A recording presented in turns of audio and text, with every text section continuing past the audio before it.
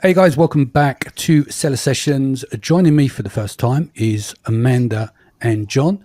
I met these guys in Austin for the first time last year at Kevin King's event. I think we've kind of bumped into each other on the road thereabouts, but it was nice to spend a bit of time with you last year.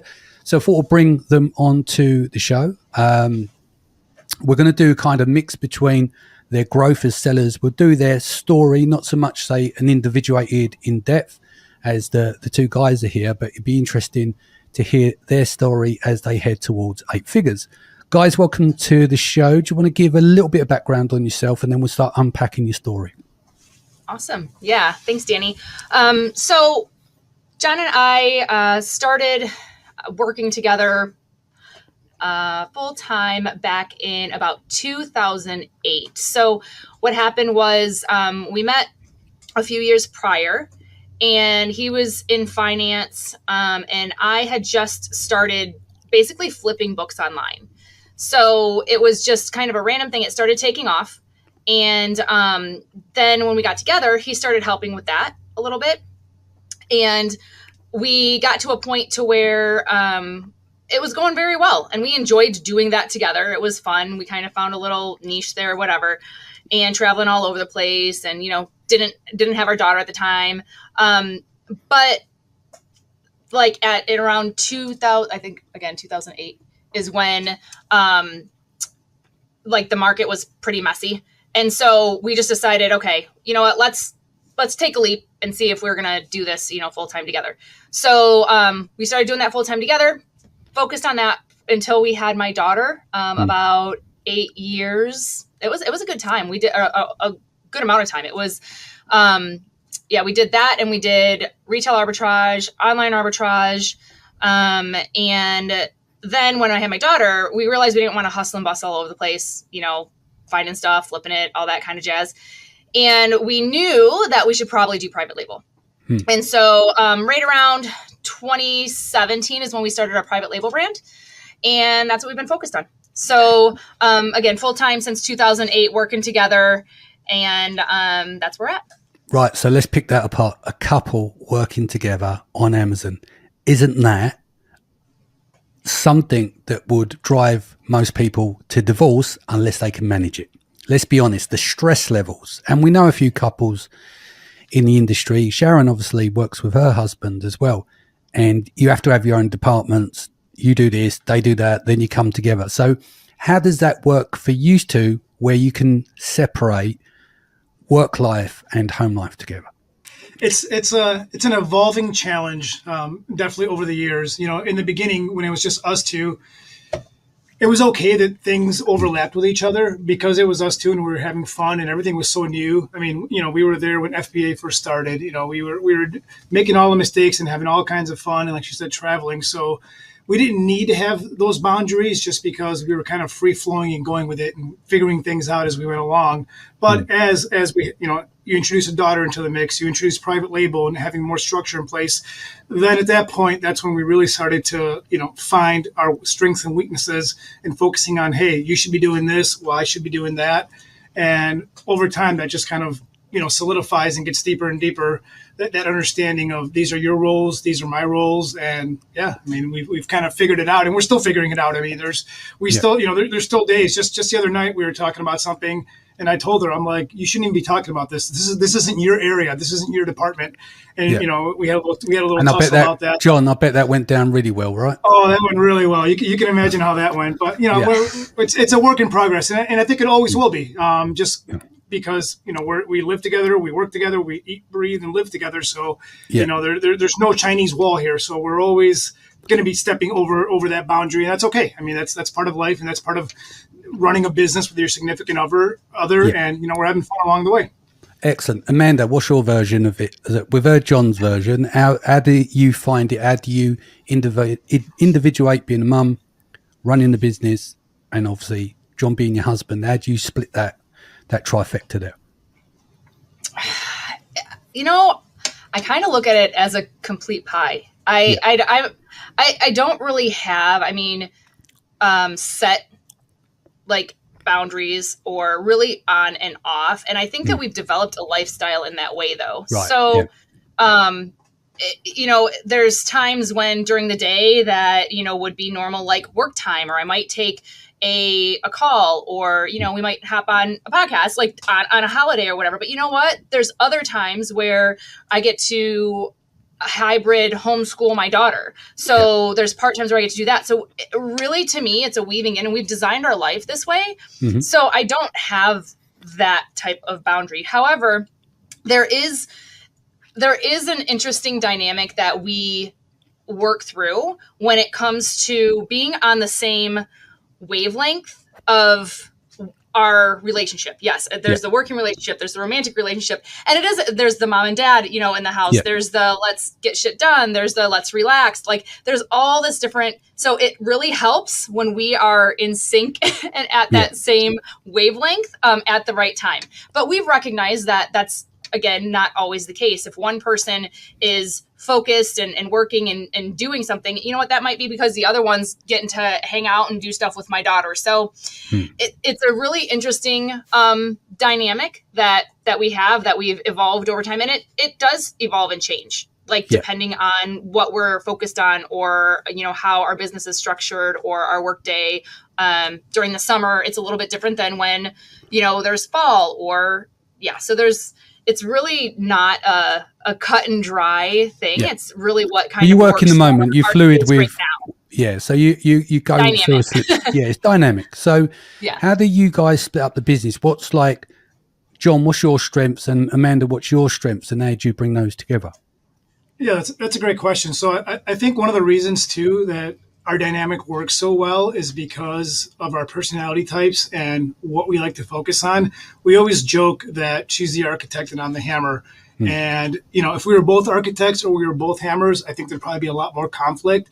Absolutely. But I don't like strategizing. I don't like big vision. And, I'm a get shit done guy. Like, maybe it's the ex-Marine in me or whatever, but like, just point me in a direction, tell me where to fire, and you can count on it getting done. Yeah. And I don't like doing the stuff that she does, and she definitely doesn't like doing the stuff that more like the operations and execution. So that alone has made it an incredible duo because of that, that in itself. So, Amanda, what about yourself? What area do you focus on with? Like logistics and identifying deficits. I think that's and keeping ahead of those deficits. So, we're always students, and we're always trying to learn from other people. And that's the main thing, is being able to kind of see the road ahead, which I kind of mentioned that visionary, but just kind of being aware of the things that could trip us up from not having us reach our goals. And so being able to identify those, work those back. And, one of those right now that we're, kind of faced with is building a team. With us, again, being able to split so much, it really is kind of a hybrid. I would say, it's kind of, you say, oh, who's the CEO, who's the, operator, or there's different, there's EOS. Oh, what I meant was like there's normally one, the creative, they kind of head of products, and then the other tends to be more logistics and stuff like that. It's interesting though. So that's our dynamic is a little bit different. It's more percentages, I would say. Because if we were to talk to somebody before we even knew that, yes, we do lean one way or the other on things, but there's so much that does overlap. And so that's one of the challenges that we've been trying to work through as well, though, is really dissecting that a little bit more. Because as you build a team, you do want to have that separation. You want to have those clear roles so that as you're building it out, people know, okay, who are they communicating with? Who's in charge of making this decision? And instead of it always kind of being that joint thing the entire time, that's kind of where it was. Somebody would lead, but then they would tap the other person in, which is fine, get feedback. We're co-founders, right? So that does make sense. But we're dissecting that a little bit more as have the vision to build out a team. So that other person isn't also, we're not like cannibalizing their time when they need to be focused on the other thing and getting really good at what they're doing. So that's kind of how we're shifting now. Cool. John, you mentioned you're a Marine, so thank you for your service. Even I'm based in the UK, always show respect. Let's move into a timeline. So going past the retail arb and stuff like that, when was the first year product of private label for you? It was 2017.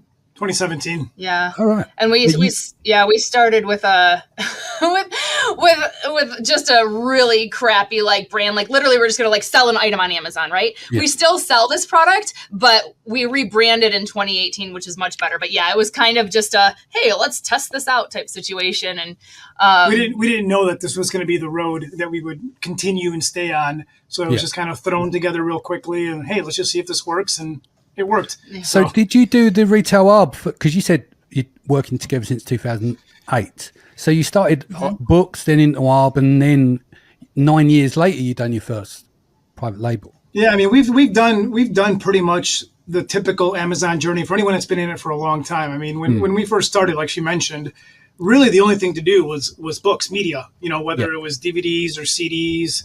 Our niche was textbooks and nonfiction books, and we got really good at it and built quite a large business. But then as that market started to get saturated, then like she said, we started rolling into going to like the Kohl's and the TJ Maxx's and whatever, and starting doing like the retail ARB and then the online ARBs. And then we did a little bit of wholesaling.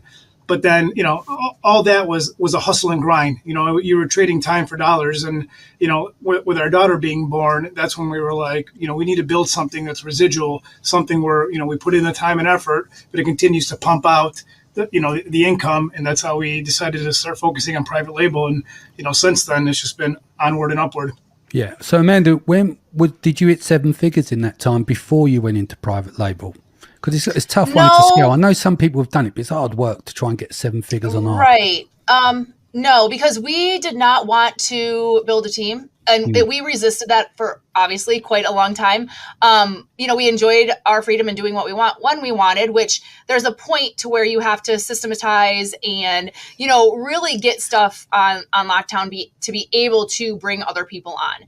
And so we kind of grinded it out and kind of pushed that through ourselves. Now, the margins are much different than private labels. So, when we're making, the margins are huge. We're buying stuff for, pennies on the dollar, and you're selling it for $100, whatever. And so it's a totally different, even though like we talked margins a little bit before we got on here, we made as much as if you were a 7-figure private label seller, but we weren't in terms of respect to to profit, not turnover, but the Correct. profit reflected like you were doing 7 figures in private label Yes. over the day. Yeah, got you. Yes, for sure. So which was very challenging to make that shift, that mental shift too, to run a business in that way, to where we're like, gosh, like this, and obviously cash flow and all that kind of jazz. But yeah, so we didn't hit 7 figures until it was 2 years into private label, I think. 2.5 maybe? 2019, I think. I think so. Yeah. So yeah, it was a couple years into our private label journey, but we flushed all books. And it was actually right at the right time. So we didn't do any more books. We didn't do any RAOA. We just flushed it out. And we're like, we need to focus. It's going to take a minute income wise. We're going to take a little bit of a step back, in that regard. But we knew enough that we're like, we need to focus on this. We know we can make this work. We need to build our own brand. Yeah. So let's go back. We'll start at 17. Let's do a bit of a timeline. So product 1 came out. You just kind of picked anything really just to put your toe in the water. And you mentioned you did a rebrand. Did you build any more under that 2017 brand before the rebranding? We might have started. So the way that we roll out stuff, so we're in consumables. So the way that we roll out stuff is a little bit different, probably because of just being cautious and, making sure that we do have an income. We were phasing out something that was, we didn't have jobs, right? So we're phasing out a business that is providing income, and then we're starting a business that takes more cash flow. So that was an interesting balance. We did roll out a second product, and then we just started going deep in those product lines. And that's truly what we've just been focused on. We do have a couple other product lines that we're kind of slowly rolling out as well. Basically, we're not doing big launches. We'll do promos to start to get the sales velocity up here and there. But we also need to make sure that our supply chain is really, really good. And so we're very cautious of making sure that when we're going to scale, that we have enough inventory. So there's that whole balance that we play, because we don't want to run out of stock. We don't want all the efforts that we put into getting this product going to then, take a crap. So that's kind of the balancing act that we've played. So we really only have 4 product lines right now, 2 main ones.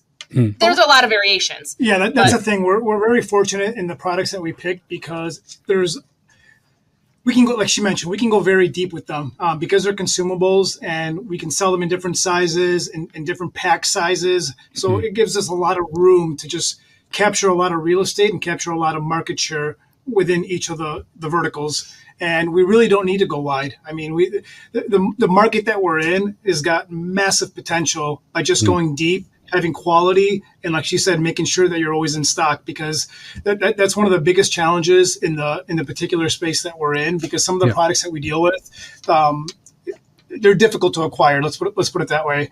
Yeah. And we've done a really good job over the last couple of years of really like forming some solid relationships, to the point where we're probably, for some of our products, we're probably some of the biggest buyers in the country for these products. And we have the supply chain locked down. So now is the fun part. Now that we've got the foundation in place, we can really start pulling the levers and pouring rocket fuel onto the business and really taking it to that next level. Could there be any impact? Obviously, I have no idea what the products are, but because you've got such a small vertical, and you mentioned you've got 4 products but loads of variations, is there a chance that the market could go down itself? Like a product has a product life cycle, say 18 months, 24 months, 36 months before a refresh or the market gets invaded.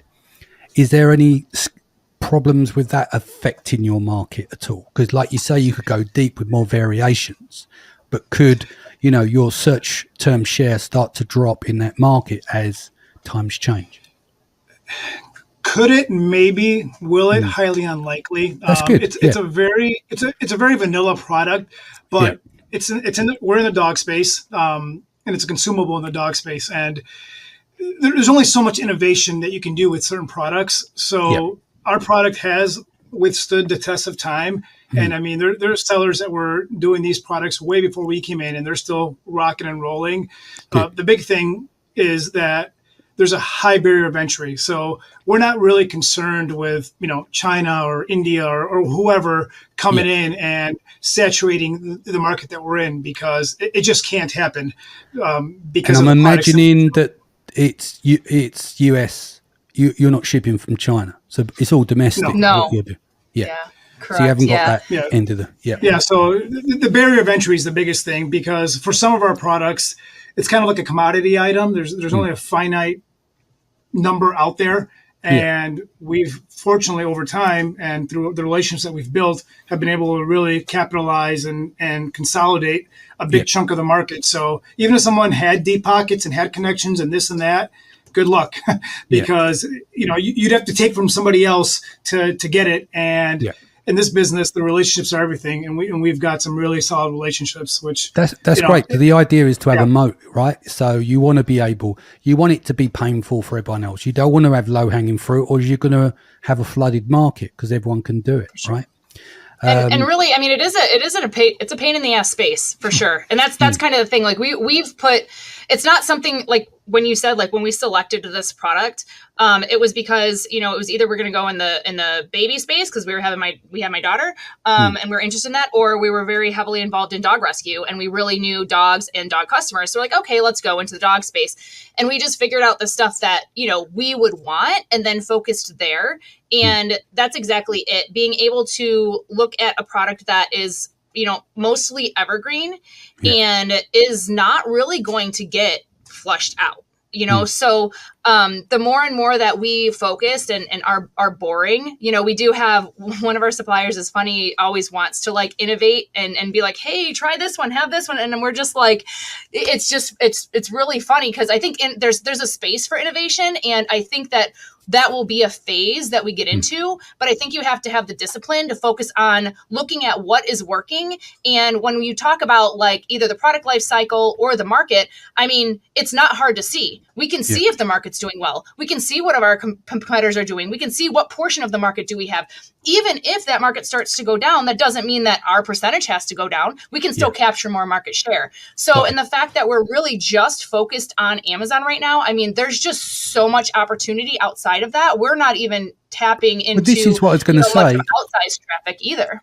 Yeah, this is what I say is it's consumable. There's more opportunity to work on Shopify and stuff. Yeah, it's a ball ache. You've got to build all your SEO and send paid traffic and use influence and stuff to get things going. But because it's repeat customers, what's the cycle of your product? Is it people buy every month or every 3 months or what? You know, we actually just started looking at Nozzle. So that's really nozzle.io to kind of see the life cycle. And our customers actually repurchase in just shy of 45 days. Okay. That's probably not going to be like the constant ever going. But that's I think it's right around like the 43-day mark, which is awesome. And then we actually have our subscribe and save is really nice. Yeah. So all of our products go really well for subscribe and save, and that continues to build and snowball as well. So have you obviously stayed with Amazon as well because of getting sidetracked trying to build something off Amazon and risk losing everything that not losing, but that switching focus? I mean, as I've got older, there's nothing more important than time and attention and where you put it. They're your most valuable assets because you can put all your time into making money and then have no family, or you can put all your time into running 7 businesses, or you can put all your time and attention on one thing and go deep onto it. So have you kind of stayed away from going off Amazon so that you're still maintaining what you're doing on Amazon and going deeper there? I mean, we experimented with it and we failed, not failed, but we stubbed our toe like anybody else, and you have to evaluate, right? So thankfully we do look at results, and we did decide that, hey, this is something that we wanted to do is really put some focus and efforts on, our off Amazon presence on our direct website, which is important. I do believe it's important to have, especially in our space. There's a lot of customers that, do want to buy direct, from our company, which is really great. But what you said exactly, where are we going to get the most ROI currently for our current goals? Now, there's going to become a point that when we do want to, ascend our brand to have a little bit more reach, then, we have the Amazon machine on lockdown and our supply chain is good and sufficient in order for us to also have increased our sales off Amazon, then we'll do that. But you just really have to realize not to have all these plates spinning in the air and, watering down your efforts towards different things when we can really scale this one space and maximize our efforts there. And then recognize when you do go over to a different platform or, your own website, it is a different ballgame. So you just want to make sure to have, for us personally, we wanted to make sure to have this on lockdown, and that's our space is Amazon.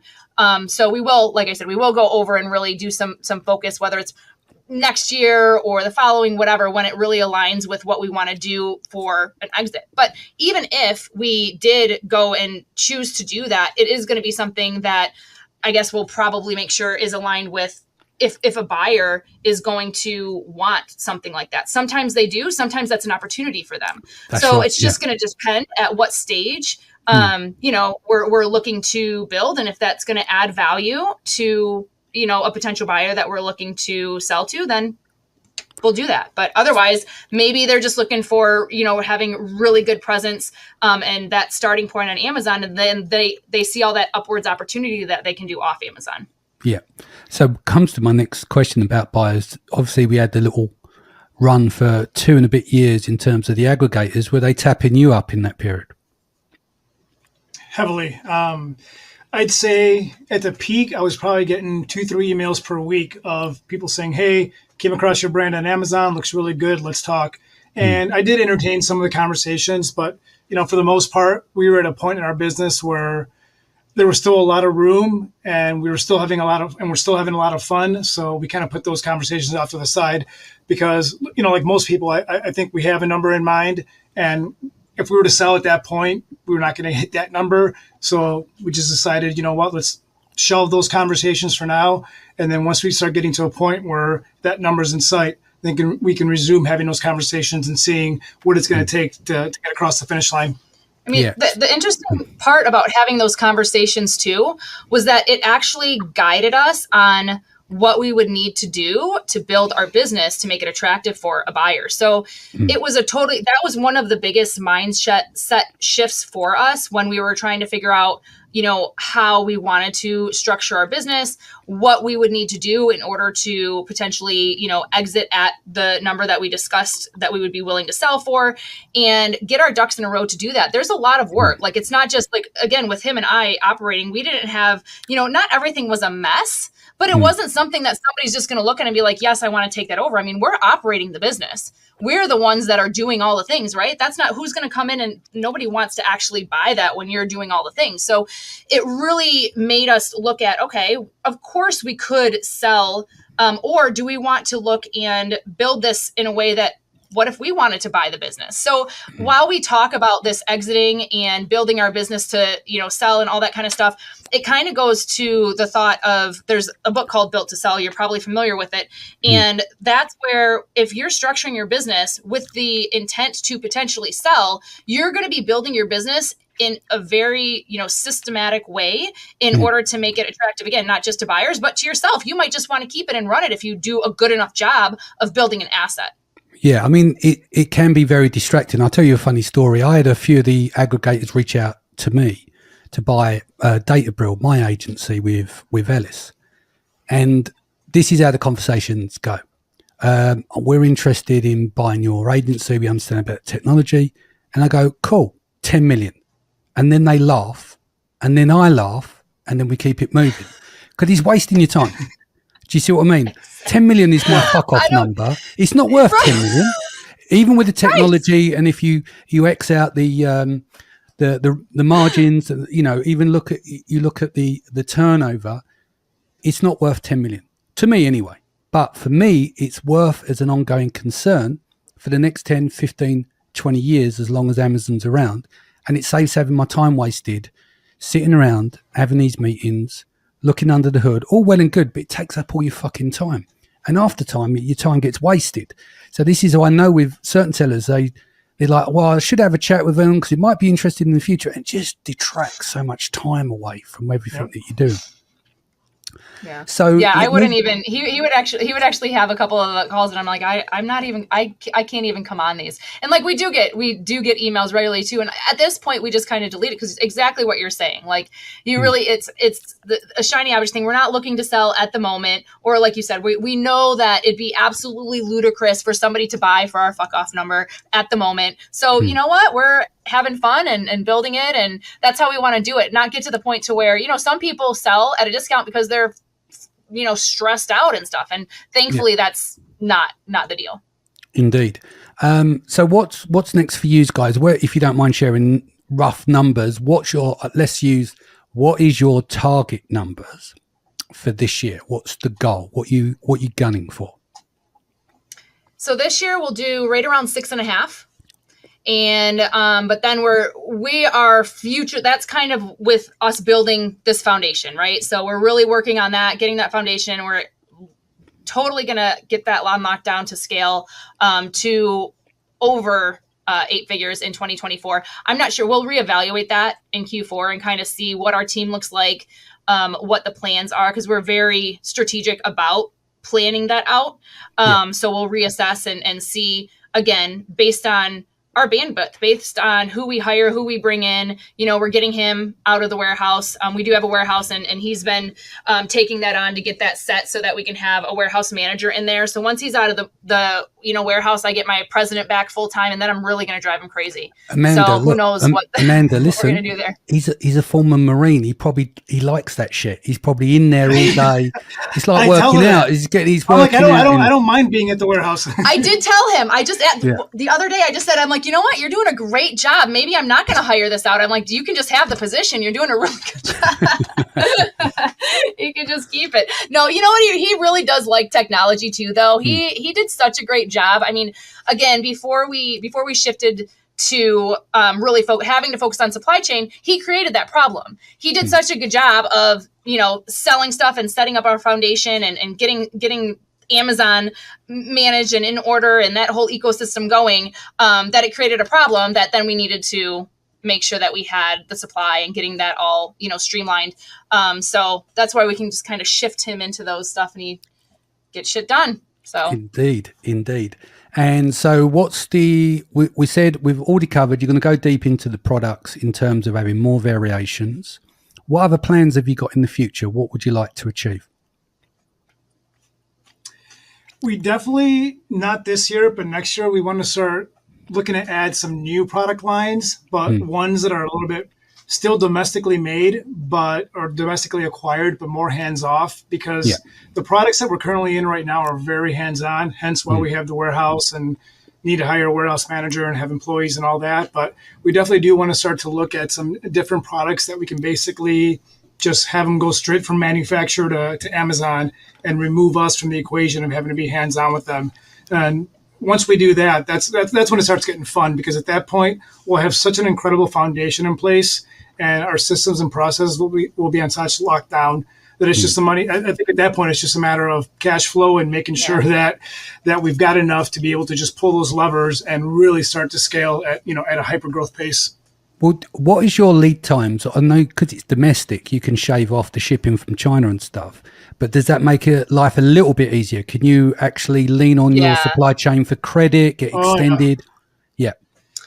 Credit, no. I would say so. It is more of a cash business because they're dealing in cash situations. That's kind of a challenge element. So we don't have money terms. We are starting to work the negotiation element of that, but with one of our products, it is more of that. We don't want to stress out our suppliers either. Like we talked about, like we have really good relationships, right? So we want to we both want to be responsible. We have great conversations with them. John communicates with them regularly. And we want to make sure that both of us can do what we need to do in the way that we want to forecast that. So they need to be able to lean on us. We need to be able to lean on them.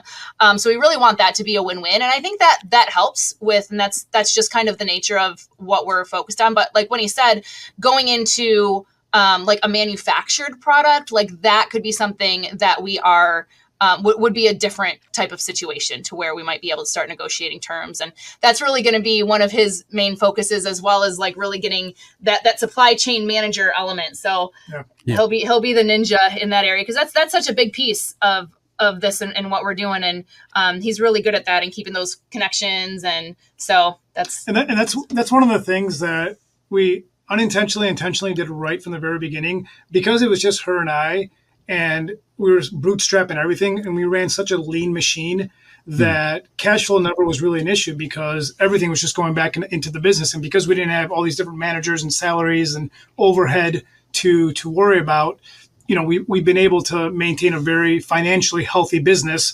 And because it is so cash intensive, thankfully, we're in a position and continue to be in a position where that's just not an issue. And as we look to scale to 7 and 8 figures, it'll hopefully be with products that do allow, terms and credit and all that stuff to be able to continue to fuel that growth. Yeah, so you're going to stick with domestic. Now you've got an infrastructure in place. There's no point in going to China for the new products because you've got it so well set up here, right? No, that's very on brand for us too. Him being a Marine, it's very patriotic brand where, most like USA, like that's really like the core of our brand. And it's going to be, and we'll likely stick to the consumable space because that's the space we're in now. And it makes sense. It's repeat customers. You haven't got to keep selling the same thing. Customers, and they're not too keen on if all of a sudden we're like, hey, here's our made in China product. Yeah. Well, we're not going to give that shit to our dogs, so we're not going to give it to their dogs. Yeah. Cool. Look, is there actually one last thing before we go? Darkest hour just before dawn. What's for each, it might be in the same thing or individually. What's been your toughest moment in business so far? Starting with you, Amanda. Oh, and you get a minute to think about this. I know, thank you. Gosh. There's so many of them. Look, she's sitting there recounting them all. That one? No, that's not. Honestly. Which one do I pick from? Gosh, you know what? I'm kind of on the other end of this. I have rose-colored glasses when it comes to our business, and our toughest times are short-lived. There's challenges, but I look at it and that's truly, I mean, it might sound pie in the sky, but it's just part of the game, And so, I could say, one of our really, really, one of the scariest times is before we even started, I think the private label, we had just purchased, our new home years ago, and we were still doing books, for the most part. That was where the main income was coming in. And we did get suspended. And that was, and it was we did not get, it was basically a black hole. It had nothing to do with Amazon. It had to do with, we had a couple of student variation, Adobe like textbook products. Right. But when it's software, whatever, when you see that, it's really small. It says student. It's the same UPC. It's the same. So we didn't know. We were doing volume and we were just sending shit into FBA. So we didn't know. So anyways, they did give us a warning, but we got so many emails back then that we didn't pay attention because it wasn't the same type of, they were warning everybody that had, a book on there, and then they would just drop a listing. It wasn't a big deal. Like you weren't owning a listing. So anyways, the problem was with Adobe's global piracy department, and you couldn't get a hold of anybody in there. So literally we were dropped for 6 weeks, and that was really scary, but only to the point of like, okay, well, financially, yeah, we could lose the house if something happened or this, that, or the other, but I don't know. There's always a comfort when you do have your battle buddy in this with you, and we'll be okay. Like we'll figure it out. We always have, so we've been up against different things. David Goggins here, he ain't worried about nothing, right?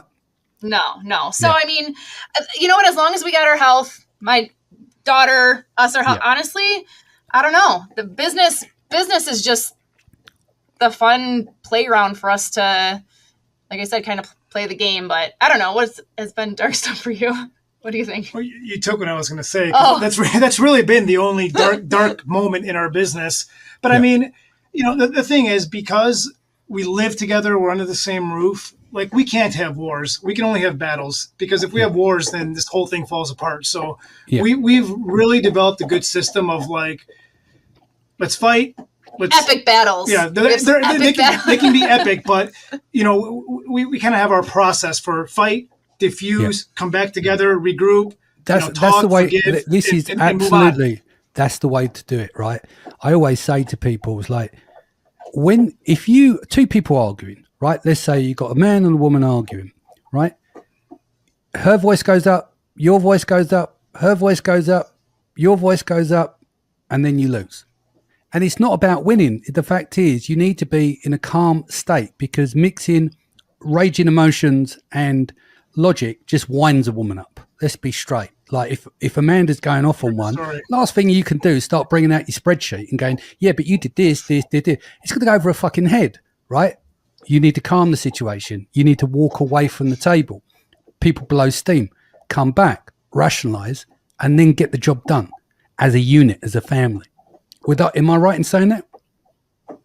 Spot on. I mean, that's exactly how we approach it. Because there are times where one of us has to leave the room. It's so heated, it's so red line that no progress is being made, and one of us has to leave the room. It can be a few minutes. I mean, we've gone as long as a full day, and the next day we're like, all right, we've slept on it. Look, a full day is not such a bad. It's just when it lingers for weeks and the resentment underneath. That's the thing. That's what you've got to keep out of relationships, is that underlying resentment. It should never go to bed without resolving the problem realistically. Do you know what I mean? And festering. Yeah, we're not good at holding. Well, I'm definitely not good at holding stuff down. Anyways, like there'll be a discussion about. But you know what? If it gets, and here's one of the secrets. Regardless, like we're not super religious, but we are spiritual. And every single time, if there's something that is to the point to where like we literally can't see past like the frustration, the anger, because both of us are off the charts stubborn. Like we've actually.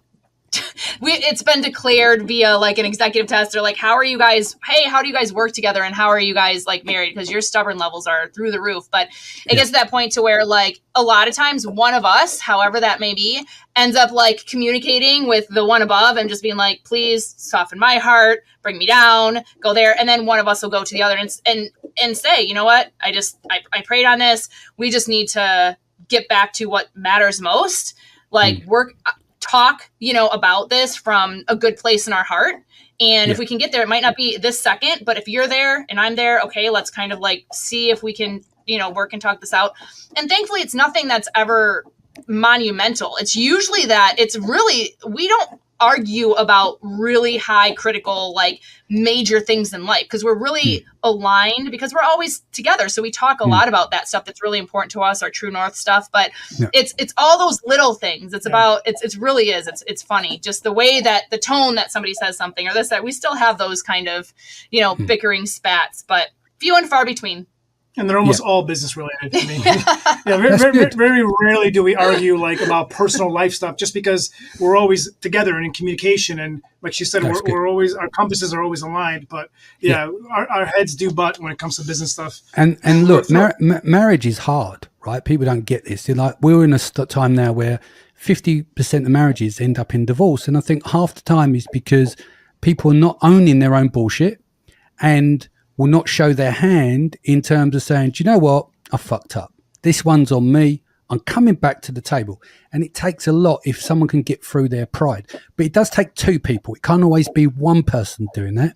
And if each person owns their own bullshit, that's how good marriages last a long time. I mentioned to you before, call.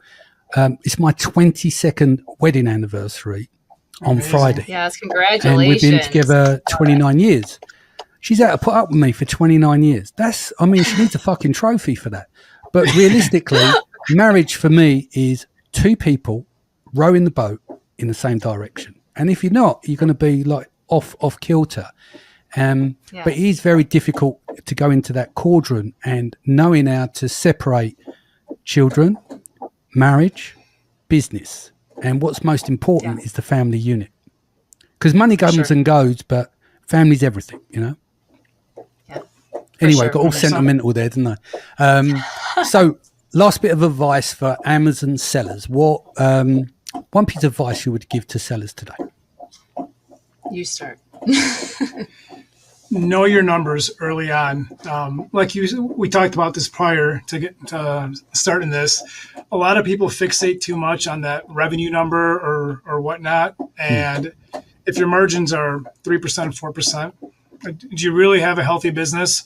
And so many people don't realize everything that goes into knowing your numbers. They think, well, I'm just going to look at, the Amazon expense report or whatever and not factor in supplies and labor and shipping and all these things. And we were guilty of that for a very long time. I mean, we had to offload that responsibility because it was just too much. It was too much to keep track of and accurately know on an ongoing basis. And a lot of people would be making different decisions in their Amazon business if they truly knew what it was costing them to run that business. And the earlier you know that, the more you're going to set yourself up for long-term success. Indeed. Well, look, I'm proud of you both. Great couple, lovely people. Glad you're thriving and successful. If people want to reach you for marriage guide, no, I'm joking. If people want to reach you, talk about Amazon, stuff like that, what's the best way to reach you? For me, just find me on Facebook, John Belkazar on Facebook. And just send me a message and DM. Happy to chat with anybody.